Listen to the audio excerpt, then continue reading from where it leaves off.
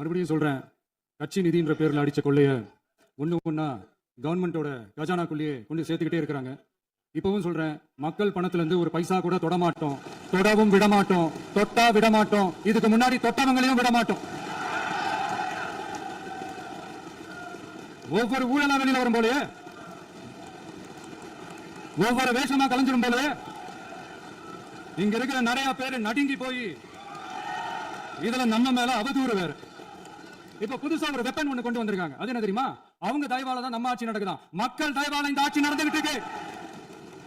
மனசாட்சி உள்ள சக்திகளோட ஆதரவால இந்த ஆட்சி நடந்துகிட்டு இருக்கு. நாங்க தான் அனுப்பி வச்சோம் அப்படின்றாங்களே. அனுப்பி வச்சவங்களுக்கு மினிஸ்ட்ரியில இடம் கொடுத்தா ஏன் கதறீங்க? ஏன் இவ்வளவு கோவம்? ஏன் இவ்வளவு கதறல்? இதுல இன்னொரு முக்கியமான விஷயம், மார்க்சிஸ்ட் கம்யூனிஸ்ட் கட்சி நமக்கு ஆதரவு கொடுத்தது சுயேட்சையா எடுத்த முடிவுன்னு சொல்றாங்க. அதே மாதிரி இந்திய கம்யூனிஸ்ட் கட்சி நமக்கு ஆதரவு கொடுத்தது சுயேட்சையா எடுத்த முடிவுன்னு சொல்றாங்க. இதுல எங்க இருந்து நாங்க தான் அனுப்பி வச்சோம் புரியல. மக்களுக்கு நல்லா புரியும், எல்லாத்தையும் தெளிவா பார்த்துக்கிட்டு இருக்காங்க.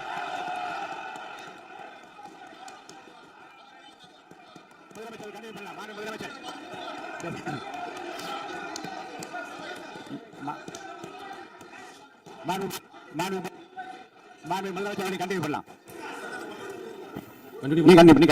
கண்டிப்பா பண்ணலாம்.